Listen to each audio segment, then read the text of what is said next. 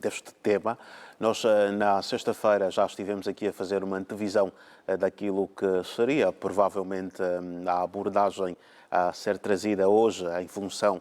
das temáticas que iam ser também discutidas. E, Sal, com que impressões é que ficou depois de termos acompanhado aqui este encontro? Bem, Osvaldo, o outcome essencial deste encontro de Jeddah, da Arábia Saudita, sobre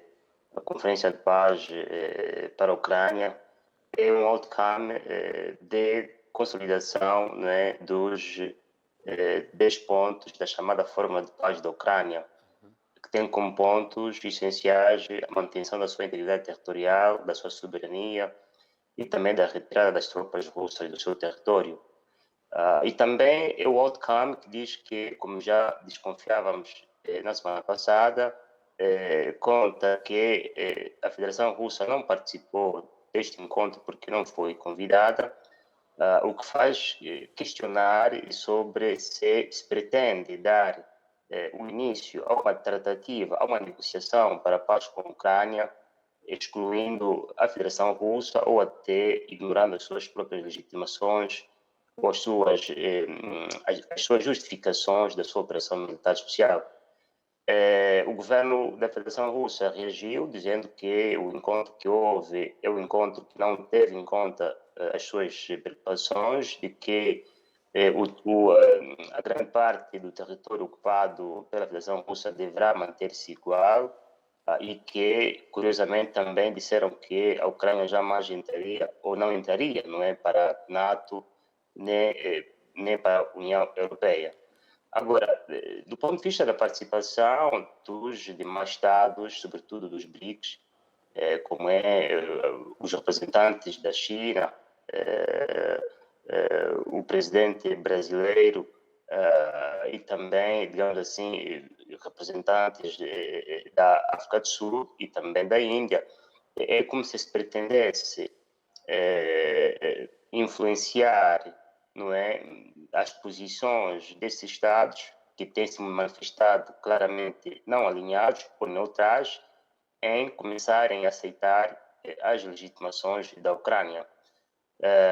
Isto vamos esperar para ver qual será as suas reações, mas como também já tinha sido dito pelo presidente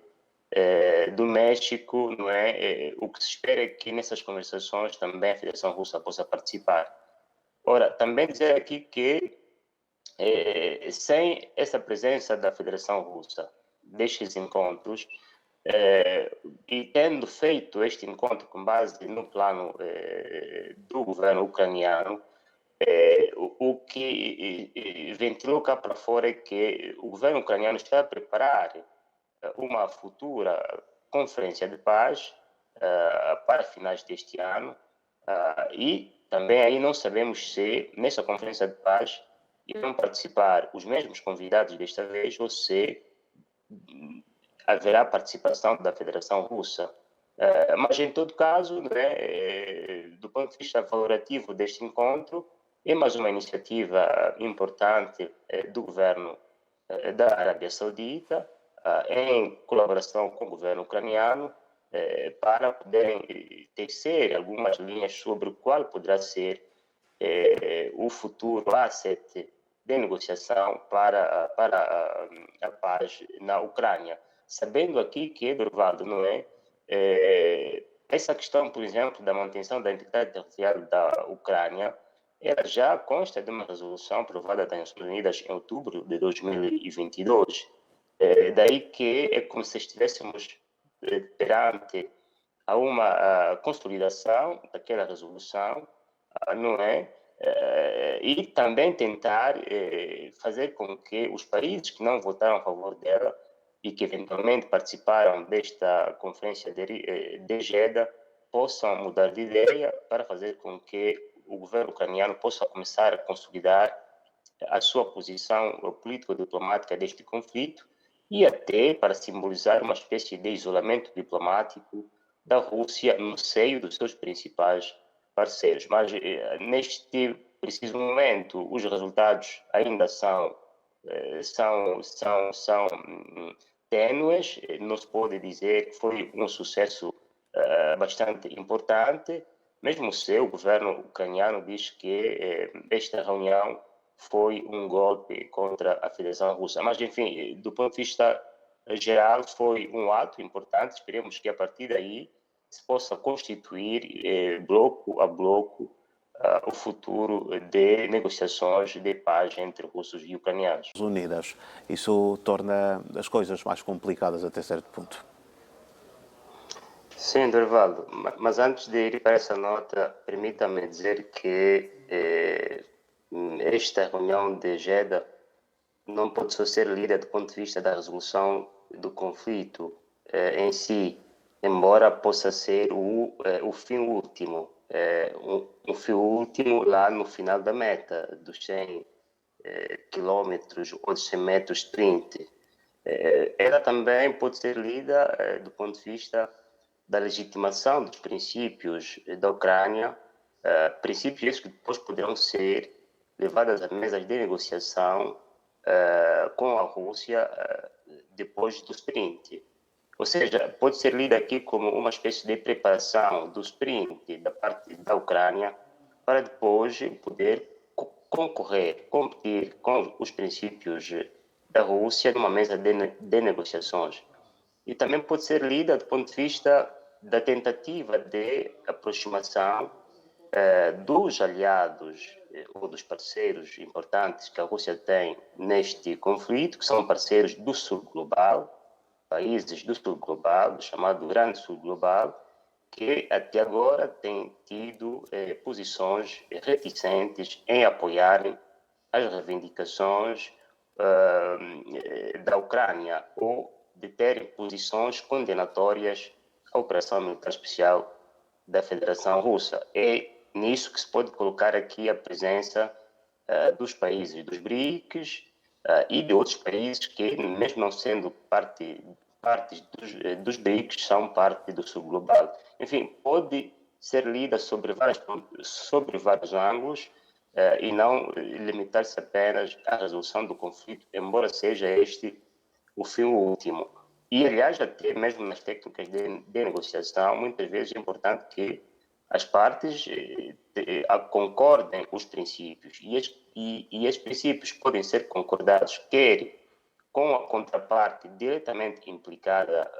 na resolução do conflito, ou até por potenciais mediadores deste conflito. E aqui, por exemplo, um dos potenciais mediadores do conflito é a própria China, que nos seus 12 pontos, grande parte deles coincidem com os 10 pontos da fórmula do governo ucraniano, com exceção de que nos 12 pontos do governo chinês há também uma nota importante sobre a preservação da segurança dos outros Estados para evitar que isso venha em prejuízo da segurança dos outros Estados. Agora, em relação à questão que me coloca, Dorivaldo, sobre o não reconhecimento desta Conferência de Jeddah ou de manutenção do status quo criado pela Federação Russa no território da Ucrânia, era de esperar, porque, como se sabe, houve um referendo no ano passado das 4 regiões da Ucrânia em como as populações teriam solicitado a sua integração à Federação Russa, só que para que isto aconteça, também a Federação Russa deverá eventualmente fazer revisão à Constituição para permitir, do ponto de vista legal, a inclusão desses territórios no seu território, isto é, a inclusão desses 4 territórios como sendo parte do território da Federação Russa. Ao que me consta, ainda não houve essa revisão constitucional, o que também pode indicar que ainda há certo receio da Federação Russa em dar este passo, que pode ser um passo maior do que a própria perna. Enfim, tudo poderá acontecer, mas neste calor de conflitualidade, de contraofensiva da Ucrânia, tudo dá a entender que se a Ucrânia não tiver sucesso nessa sua contraofensiva, então os territórios continuarão a ser territórios da Federação Russa. Ou seja, em poucas palavras, a Federação Russa lança a bola no meio campo da Ucrânia para que consiga recuperar os territórios que estão sobre a sua ocupação, que estão sob ocupação da Federação Russa, para eventualmente, depois daí, se passar a uma eventual negociação. Mas, como se sabe, neste momento, tem havido, segundo notícias, ganhos bastante mínimos, bastante ínfimos, de recuperação desses territórios da parte do governo ucraniano, o que pode explicar, não é, a tomada de uma tática de ataques com drones em regiões como Moscou ou mesmo até a Crimeia, e o ataque que tem sido feito contra as naves russas no Mar Negro para, enfim, poder dizer que, apesar desta contraofensiva no campo de batalha convencional não estar a dar os efeitos esperados, a Ucrânia vai continuar mesmo assim a usar outros meios para tentar, no mínimo, criar dificuldades de operação da Federação Russa no seu território. Enfim, tudo indica dizer aqui que é a contraofensiva da Ucrânia que irá determinar se a Federação Russa irá ceder ou não esses territórios. Mas no estado atual, e aplicando o princípio de fato compute, isto é, de atos já feitos, parece que a Federação Russa está à vontade em manter esses territórios enquanto partes eventuais do seu território nacional.